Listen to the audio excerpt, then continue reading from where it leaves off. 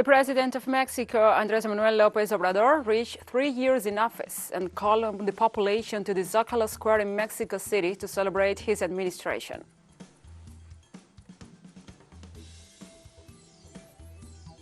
In Russia, authorities warn about the deployment of Ukrainian troops in the Donbas area and warn that the Ukrainian government is not willing to resolve the conflict peacefully.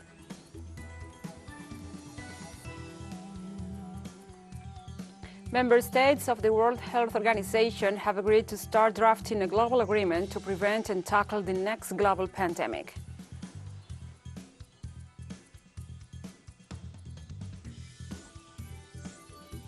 From the headquarters of Telesur English in Havana, Cuba, this is From the South. I'm your host, Gladys Quesada, and these are the news. On Wednesday, the President of Mexico, Andrés Manuel López Obrador, reached 3 years in office and called on the population to the Zócalo in Mexico City to celebrate his administration. On December 1st, 2018, López Obrador was sworn in as the constitutional president of the Aztec nation. After 3 years in office, the country has been able to see the results of his administration, assuming social investments and increasing programs that benefit the population. In this sense, the head of state asked the people to accompany him to the capital's square Zócalo, where several activities will be held, including the report on his administration and musical performances.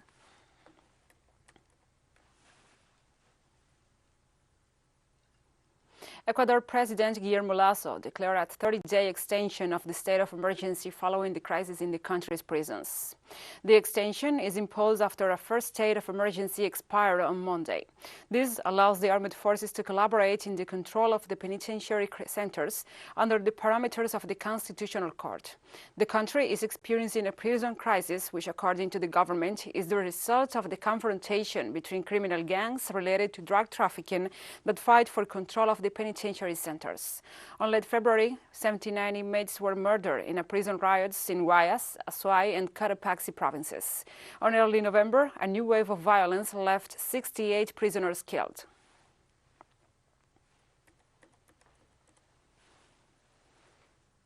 The president of the Bolivarian Republic of Venezuela, Nicolás Maduro Moros, met with the elected governors of the opposition. The head of state described the meeting as useful and fruitful. From the Miraflores Palace, the president explained that at the meeting, they addressed issues like public services, gasoline distribution, food production, tourism, and the need to advance the law of special economic zones. On the other hand, the Venezuelan head of state announced that as of December 3rd, the executive will begin a series of working meetings with governors and mayors of state capitals with the aim of reviewing government plans and also specifying solutions for the people. Finally, the president called on the governors and mayors elected on November 21st to join forces to work and fulfill the commitments acquired with the people.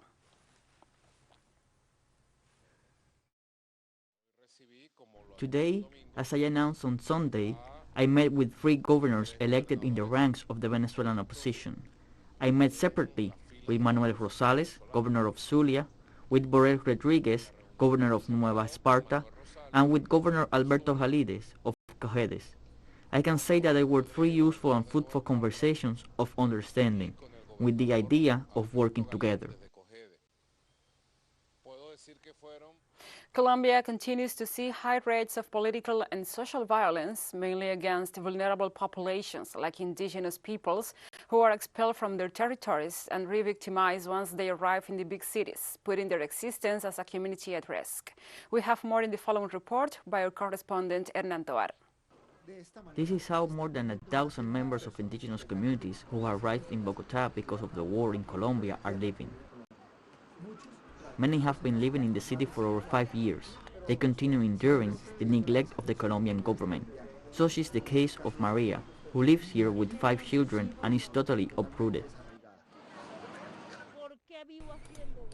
Why do I live here in Bogotá? Because my husband was tied up and killed. He was taken to the forest to be killed, and my husband is nowhere to be found to this day. Belisario Napia Achito has never showed up again. I am from the middle of W.H.O, municipality of Puerto Melu. The armed groups left me with 5 small children, and here I have struggled ever since. These people have been living in these conditions for 2 months, now without local and national authorities offering any kind of basic protection and care, a situation that has already taken the life of a child from these indigenous communities. It is pitiful and sad that a baby had to die and that hundreds of other babies are at risk. There are high levels of respiratory, diarrheal, and viral health issues. And then for the Secretary of Health to finally come today, whose presence was requested from the first day. Even worse, they came but did not bring a pediatrician, when most of the children around here are under 2 years old. These are ethnic communities that are constantly re-victimized. Hundreds of families from around 14 indigenous communities settle here in the national park, in the center of the Colombian capital, and they are demanding assistance from the state, which has not appeared, just as it has not been present in the territories where violence still persists. A few hours ago, the murder of 2 members of the Neza indigenous community was reported in the department of Cauca, where violence continues to claim victims. In the course of this year alone, there have been about 13 massacres. There is a persistence to forget and ignore all public policies in rural areas. There is no presence of the state in rural areas, and this makes for increased institutional chaos every day. And there it is, the insurgency or paramilitarism that governs, that has the control of gold mining, the control of the exploitation of forests and also drug trafficking. But there is a lack of governance by the state. Historically, indigenous communities have been persecuted, displaced, and their leaders assassinated, forced to be part of the spirals of violence by particular interests that are present in their territories, without the slightest respect for their cosmogony, something that in the near future does not seem likely to change in their favor. Thank you, Hernan, for this report, and we'll take a short break now. Join us again after this.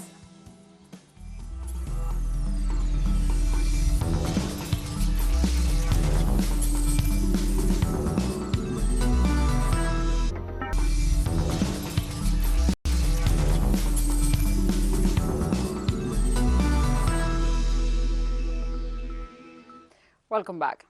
Russian authorities warn about the deployment of Ukrainian troops in the Donbas area and that the Ukrainian government is not willing to resolve the conflict peacefully. Russian Foreign Ministry spokesperson Maria Zakharova stated that Wednesday that Ukraine has deployed half of its army in the conflict zone in Donbas, sending 125,000 military personnel with heavy weapons to the region. In this regard, she said that the Kremlin is seriously concerned about Kyiv's non-compliance with the Minsk agreements. According to the data of the Special Monitoring Mission of the European Organization for Security and Cooperation in Ukraine, violations of the ceasefire accord are taking place in the region not only locally, but along the entire line of contact.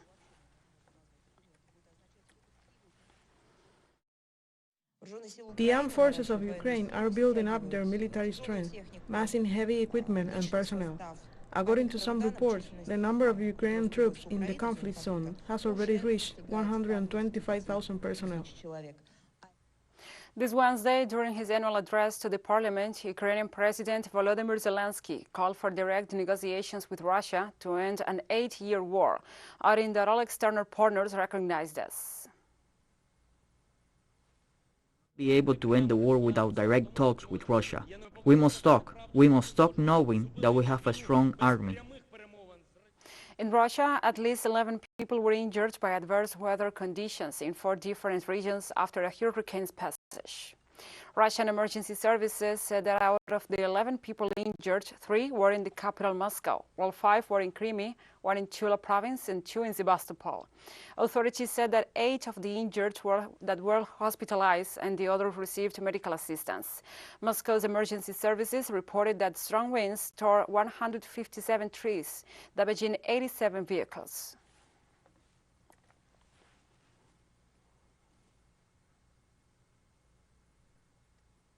Russia and the countries of the Association of Southeastern Asian Nations conduct first joint naval drills in Indonesian territorial waters. The military exercises take place on Wednesday, involving Russia and the 10 Asian countries.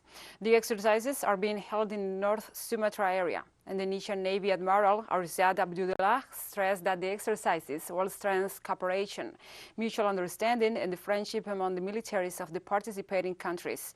While Russia's representative to Asia, Alexander Ivanov, said that the exercises are aimed at maintaining peace, stability, and prosperity in the region.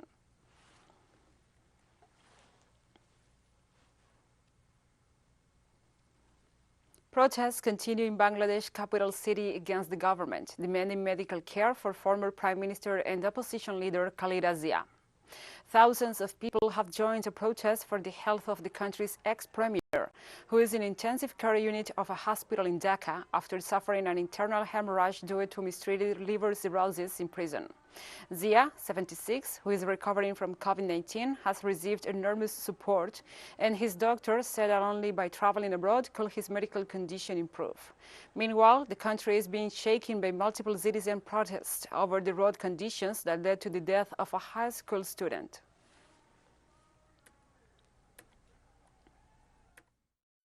Doctors said Zia's condition is not good.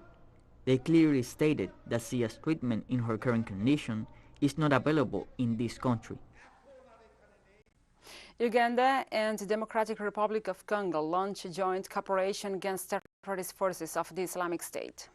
Both nations and armies coordinated actions against the Daesh-affiliated group in a border region on Tuesday. The joint military strikes came just days after the president of the Democratic Republic of the Congo, Felix Tshisekedi, offered his Ugandan counterpart, Yoweri Museveni, permission to attack rebels in his country. The Allied Democratic Forces rebel group was responsible for last week's blasts in Uganda's capital, Kampala, that killed 7 people and wounded more than 30.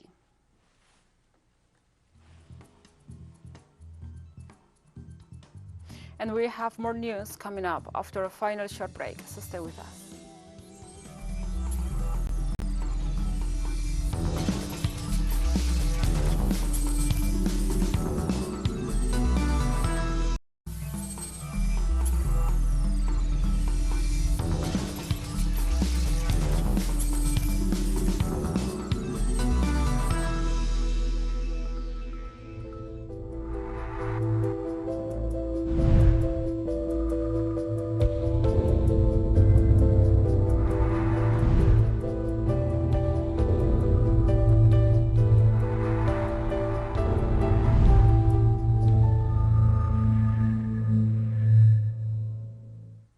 Welcome back to From the South. Member states of the World Health Organization have agreed to start drafting a global agreement to prevent and tackle the next global pandemic. The 3-day meeting of the World Health Assembly was an unprecedented special session on how to handle this and future pandemics. Countries adopted a resolution entitled "The World Together," launching the process that is hoped should result in a new agreement on the subject. The decision was welcomed by the head of the UN Health Agency, Tedros Ghebreyesus, who hailed the move as historic. He also stated that the COVID-19 pandemic has shone a light on the many flaws of the global system to protect people, but there has also been inspiring demonstrations of scientific and political collaborations.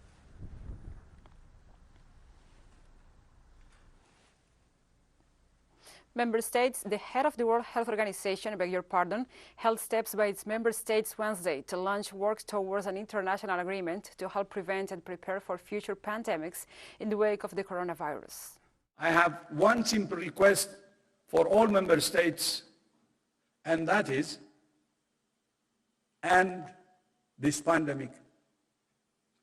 As we mark World AIDS Day, we're reminded that more than 40 years into the global AIDS epidemic, we still have no vaccine and no cure for this disease. 2 years into the COVID-19 pandemic, we have not one, but many vaccines and many other effective tools. Just in the past week, this virus has demonstrated that it will not simply disappear. How many more lives and livelihoods it takes is up to us. Ending the pandemic is not a matter of chance. It is a matter of choice.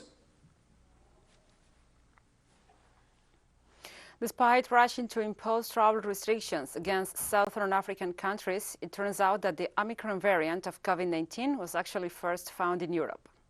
Dutch health authorities said on Tuesday that the variant was present in the Netherlands earlier than previously thought, a week before South Africa first reported identified the new strain.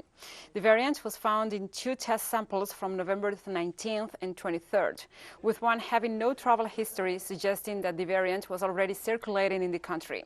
The Netherlands now joins other European countries, including Belgium and Germany, that have reported cases of the new strain before it was officially notified by South Africa to the World Health Organization on November 24th.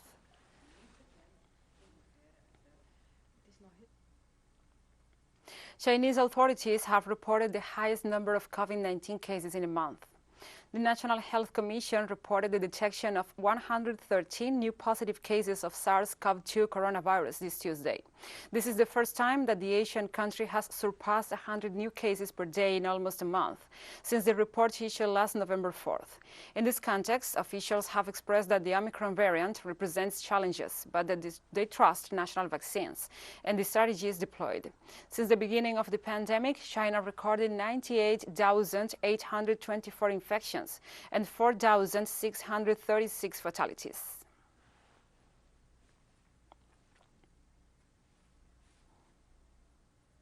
Brazil joined the rapidly widening circle of countries to report cases of the Omicron variant, while new findings indicated the variant was already in Europe close to a week before South Africa sounded the alarm. Health officials reported the country's first confirmed cases of the Omicron variant in 2 travelers returning from South Africa, the first such cases in Latin America. The Sao Paulo State Health Secretary said that a 41-year-old man and his wife were in isolation after testing positive for the variant. They showed light symptoms when they had their test taken on November 25th. In total, the South American giant has now reported more than 600,000 deaths due to COVID, the world's second highest death toll behind only the United States. I intended to travel during the holidays, but I'm not going anymore because it's worrying.